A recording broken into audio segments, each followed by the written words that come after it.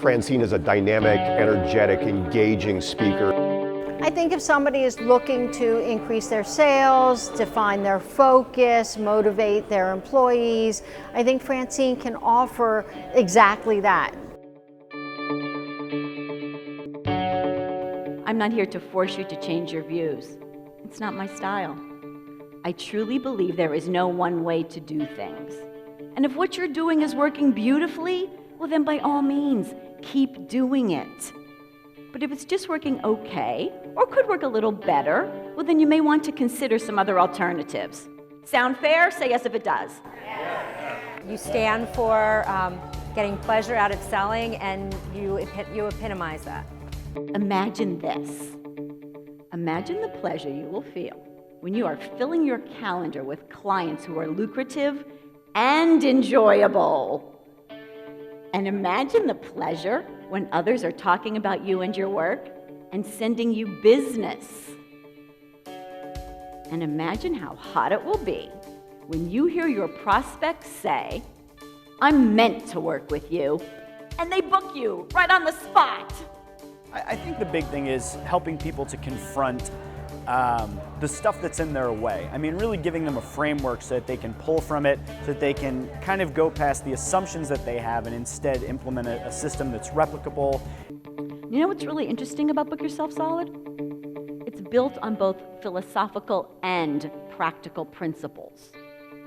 From a philosophical perspective, we believe there are those you are meant to serve and others you're not. So it's your job to do everything in your power to go find those people and serve them well.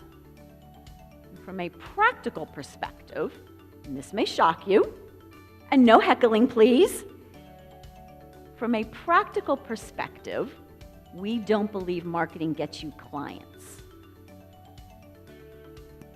Marketing itself does not book you the business.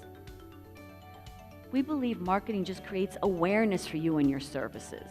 It's what you do with that awareness that books you the business. Think about it. Generating awareness is the easy part. In fact, most of us do not need to create the amount of awareness we think we do in order to get booked solid. We need to do the right kind of marketing in the right places at the right time. And the marketing you do does not have to be complicated. The self-promotion strategies we show you aren't, and you've probably heard of them before, and you may even be doing some of them. So what are they? There are 6 core self-promotion strategies in Book Yourself Solid. How many? Beginning with networking, reaching out to those you already know. Have you heard of that? Say yes if you have. Yes. Direct outreach, reaching out to those you do not yet know but would like to. Have you heard of that? Yes. How about referrals? Speaking strategies, writing strategies, web strategies. Yes. And we don't recommend you do them all. Just a few, every day, religiously. Because here is how the client acquisition process works. You're out in your market creating awareness using some of those 6 core self-promotion strategies. A prospect takes notice, they come here to your foundation to check you out. If they feel safe, if they feel secure, if you give them what they want, they'll hang out and give you the opportunity to earn their trust. And you take that opportunity. And how you go about earning that trust is what gets you into a sales conversation. A sales conversation at the right time, when the prospect is ready to have one. So you go about making sales offers that are proportionate to the amount of trust earned. And when you have perfect pricing and can have a simple sales conversation, guess what happens? We book the business. Say it with me. We book the business.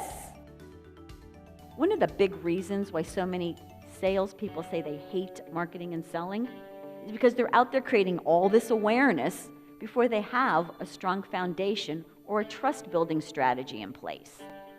So they end up having sales conversations at the wrong time, before the prospect is ready to have one. And then they end up frustrated because they're not booking the amount of business they want. I like to think of it like this. Marketing without these other components in place is like going out naked. Oh, you'll make people aware of you, all right, but not in a good way. And I don't want you to go out naked, unless you're Bradley Cooper. Sorry. I don't want you to go out naked.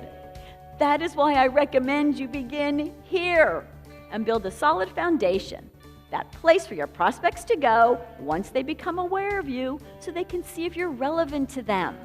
Because before someone will consider working with you, they need to know. You give them what they want and they connect with you emotionally. If yes, they'll stay. If no, they'll go. And that's okay.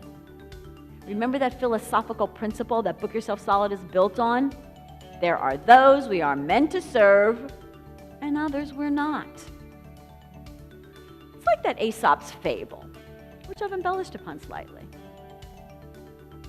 There's an old man, a little boy, and a donkey. And they lived in a quaint little village where the old man led a team of salespeople. And although they were enjoying some success in their business, they were frustrated because they just didn't find it easy to generate quality leads. The old man heard from a referral partner about this tiny, blonde, no bullshit marketing expert who could help him and his team sell more. And she was just a few towns away. So he decided it was time for a road trip. He gathered up the donkey, got the little boy ready, put the little boy on the donkey so he could ride, and the old man walked beside. And as they made their way through their village, they came across a group of locals who began yelling at this poor little boy, saying he was a bad little boy for riding the donkey while the old man walked beside. And the little boy's crying and the old man feels terrible. So they switch positions. The little boy walks and the old man rides. And as they're continuing on their journey, they come across another group of villagers who now begin shouting at the old man, telling him he should be ashamed of himself for riding the donkey while the poor little boy walks on such a hot day. The old man's thinking, oh my gosh, they're probably right. So he scoops up the little boy, seats him in front of him on the donkey, and together they both ride. And as they're riding along, they come across another group of villagers who now begin shaming both the old man and the little boy, saying how cruel they were for putting such a heavy load on this poor donkey. The old man and the little boy looked at each other and said, they're probably right. And by now, they are exhausted from their travels. But they could see their destination right over the horizon, and they were determined to get there. So they both decide to walk. And as they're walking alongside the donkey, they hear laughter coming from a group of people. And when they looked to see what was so funny, they realized the people were pointing at them and laughing, saying, look at those fools, both of them walking when they have a perfectly good donkey to ride. Now, the old man and the little boy are stumped. But the only thing keeping them from getting more clients is a river and a bridge they need to cross. So they do the only thing left to do. They carry the donkey. The old man takes the front legs and the little boy takes the hind legs, and across the bridge they go. And they're almost there when suddenly they lose their grip on the donkey. And he falls into the river and drowns. The moral of the story is, if you try to please everyone, you may as well kiss your ass goodbye. Thank you.